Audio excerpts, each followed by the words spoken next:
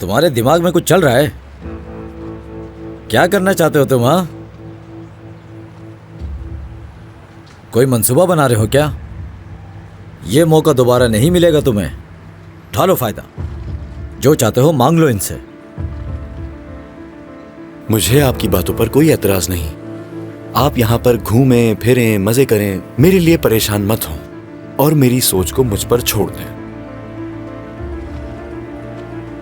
तुमने कमाल का नाम कभी अच्छे अल्फाजों में नहीं लिया और अब अचानक तुम अपनी जान उसके बेटे के लिए खतरे में डाल रहे हो। ऐसा क्या करने जा रहे हो तुम? मुझे नहीं बताओगे क्या? आपका जो दिल करे आप वो सोचें। मुझे फर्क नहीं पड़ता।